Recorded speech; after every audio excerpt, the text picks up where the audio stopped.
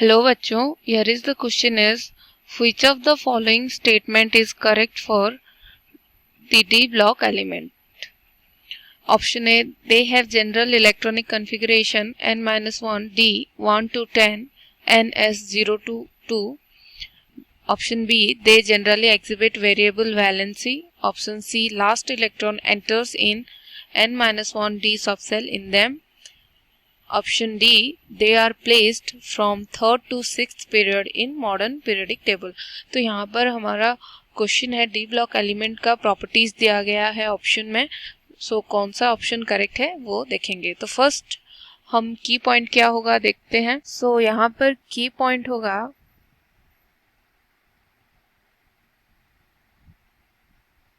की point D block element और उसका जो है क्या प्रॉपर्टीज। तो D block element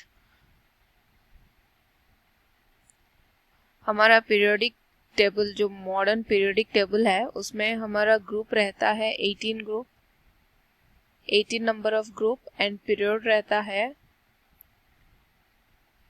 7 number of period. तो जो ग्रुप में थर्ड ग्रुप से लेकर 12th ग्रुप तक जो एलिमेंट रहता है वो है D block element and period में 4th से लेकर 7th पीरियड तक जो एलिमेंट रहता है वो हमारा डी ब्लॉक एलिमेंट होता है। तो अब ऑप्शन देखते हैं उसका जो प्रॉपर्टीज कौन सा करेक्ट है देखेंगे। सो फर्स्ट ऑप्शन में है they have general electronic configuration n-1 D 1 to 10 electron ns 0 to 2। तो जो हमारा डी सबसेल में इलेक्ट्रॉन 1 to 10 एंड S जो है सबसेल वहाँ पे 0 to 2 है जो कि इनकरेक्ट होगा।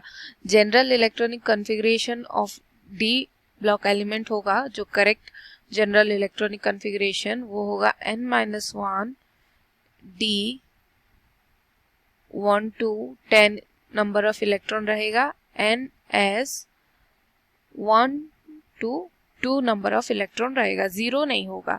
सो ये होगा correct electronic configuration of D block element.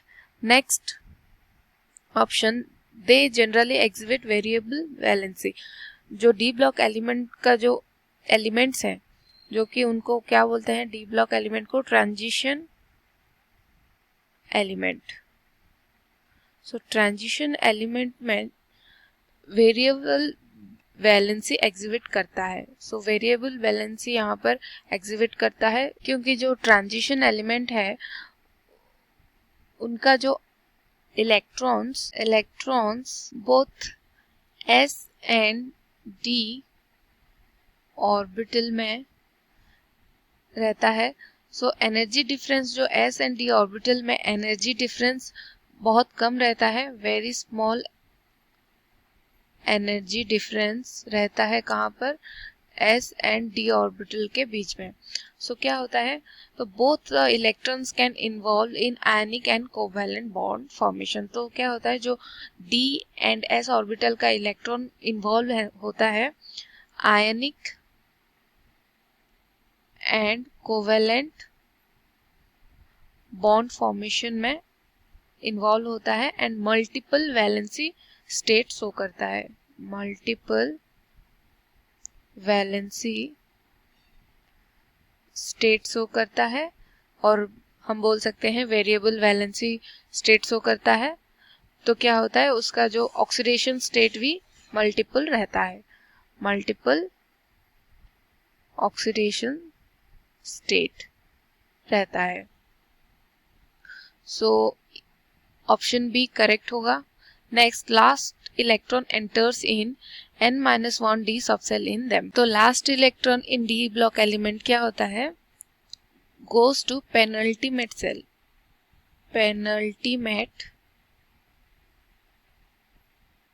Cell में एंटर करता है last electron of D block element. D block element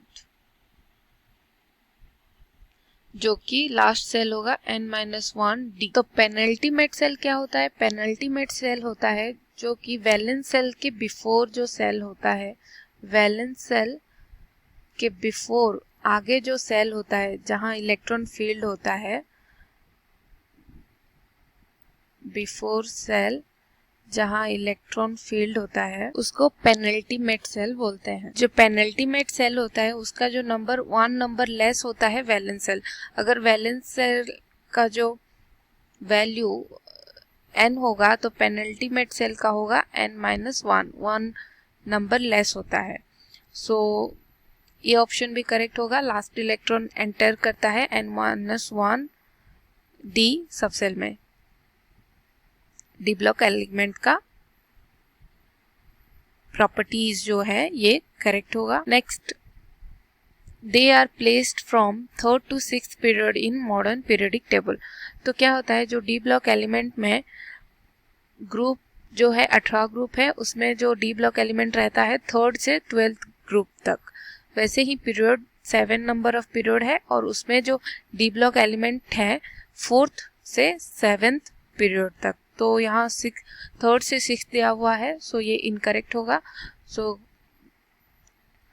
in चारों ऑप्शन में से करेक्ट ऑप्शन होगा option B, they generally exhibit variable valency, and option C, last electron enters in n-1 d subcell in them. So these two option is the correct statement for the D block element. Hope you all understood. Thank you.